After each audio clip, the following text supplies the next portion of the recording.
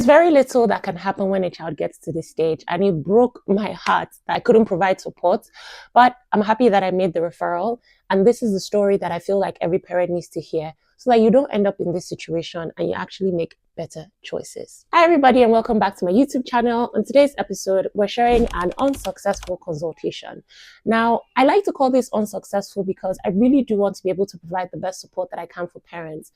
But I couldn't do it in this case, and I'll explain why, what the condition was, and what we eventually ended up doing. If you haven't subscribed to my YouTube channel yet, I don't know exactly what you're waiting for, but I'm happy that you're here, and we're going to have a quick chit chat about an incident that I wish had not happened. So this particular patient was just about 6 months old, and the mom had reached out to me because she was really, really worried about feeding. Now in my mind, I was like, oh, it's just one of those situations where a child is not being exposed to a lot of variety, or a case where maybe she doesn't have a breastfeeding schedule, just all the things that I typically would do and that have worked and that I've always supported my patients.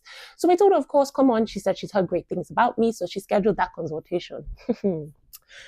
When she scheduled the consultation, and the first thing she said was, my child hasn't drank milk more than 200 mils since birth.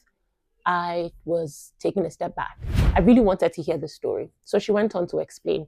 She says that when her son was born, that she had fed him formula because her breast milk didn't come in time. When it did come in, she then tried to offer more breast milk than formula. Unfortunately, he wasn't taking to it. Then she tried pumping and adding it into a bottle and offering it that way, and he still wasn't taking to it. Eventually, his liking to formula reduced. So she made the assumption and thought that, okay, maybe the formula was, not his favorite anymore. Maybe he was getting tired. So she switched to a different brand. That one didn't work either. This went on for 2 months. Doctors complained and were worried about his weight. She had done everything to the point where the doctors gave her something called supplements for formula, which helped to increase the nutritional caloric value of formula. So he was on that as well as the formula because he just wasn't taking enough. Now, this young man managed to survive and got up to 6 months, and then she introduced solids. It was an absolute nightmare. He wouldn't open his mouth. He clenched his teeth. When food did enter his mouth, he would use his tongue to push it out. When it managed to swallow it, he would force himself to vomit. And he did this consistently every feed.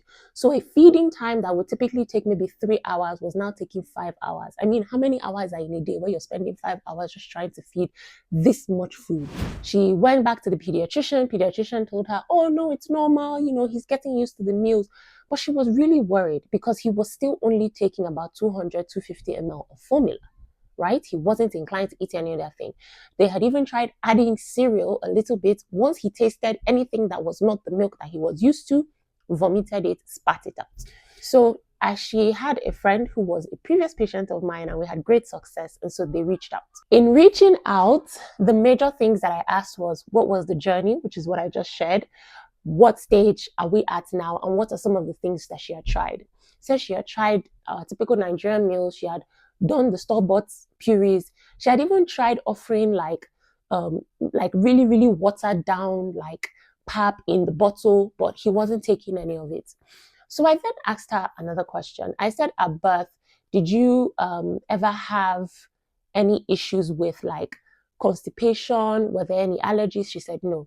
I proceeded to ask, okay, if that's not the case, were there any concerns or any issues with having a tongue tie or swallowing, right? Because sometimes when there's a swallowing difficulty or there's an obstruction in the esophageal region, that can make it difficult for a child to want to eat anything, right?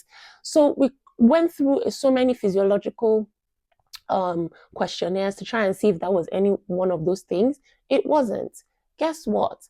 And I found out when a child is consistently throwing up food or consistently vomiting food and sticks to one flavor, one consistency, one texture, and will not even eat enough of that, then it has more to do with a psychological issue than it is just a feeding issue.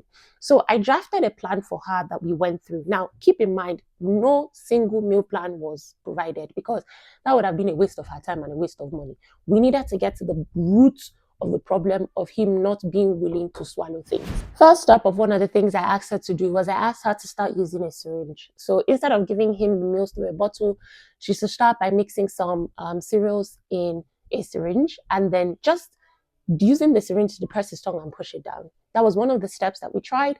He seemed receptive of it because the quantity was very little. But I mean, this young man was getting less than 10 meals per distribution. And it didn't just make any sense for us to keep going that way. But I told her, I said, keep offering that along with the milk and let's see whether he was more receptive of it. I said, don't mix it together. We did that for about a week and he seemed a little bit more receptive. So I was like, yay, we're making some breakthrough. Little did I know that that was not the case. And then she came back and she said, oh, how she gave up one day because she just couldn't keep doing that. And I said, that's understandable. You have been struggling. And then proceeded to ask her that had she seen a psychologist? And not just any psychologist, but also seen an occupational therapist that is a licensed feeding therapist. Now, there is a difference between a pediatric nutritionist, a dietitian, and a feeding therapist. A feeding therapist is usually an occupational therapist that is licensed in feeding therapy. They do a completely different job.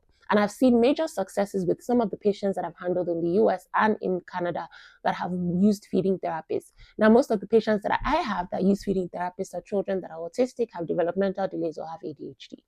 In this case, there was no way of us knowing whether her son had any of these things because he was still quite young and he wasn't exactly showing any true signs of developmental delays because ironically he was meeting his milestones.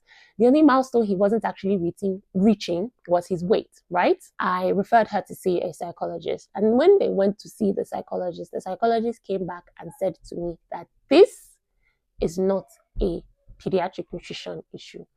And my heart broke because she paid for a consultation. You know, I'm driven by results. I want to be able to provide results for my patients. But I wasn't the one to help her. And this is what the psychologist said. The psychologist said this young man had a severe case of AFRID, which is avoidance restrictive food intake disorder. Now, this is actually a psychological diagnosis, and it can start as early as 6 months. The symptoms that the young man was experiencing are the typical symptoms of AFRID. Now, sometimes this is only able to be diagnosed by a professional. I was able to spot that this wasn't just the regular picky eating, right? Based on the questionnaires I asked, behavioral, and so many other things. Now, a lot of parents miss this diagnosis, and I'm really happy that she was able to then be paired with a feeding therapist, and she told me herself that I would come back once we've understood what is going on with his meals, and I would definitely refer a lot more patients to you, because outside of the fact that you really wanted to help, you are the first person to tell me that this is not just, let's leave him, let's keep trying, let's keep offering meals. You understood that there was more to it, and you were able to open my eyes to provide me with the proper care and support and health care. It's been a couple years. I haven't spoken to her in a while. I did try to check in with her, I think maybe about 2 years ago, and she said everything was going okay. You know, it's not the greatest, but at least where they were is not where they are today. So it's so important to speak with a professional to lay the right foundation. This wasn't my case to handle, but again, like I said, I was happy that I was able to direct her to somebody else who could provide the support that she needed. If you would like to know more information about AFRID, let me know, and in my next video, I'll do a more extensive discussion about it because I've now handled a lot more cases of AFRID. So make sure you subscribe to my channel and hit that notification button that you see right there so that you don't miss any of my videos. Bye!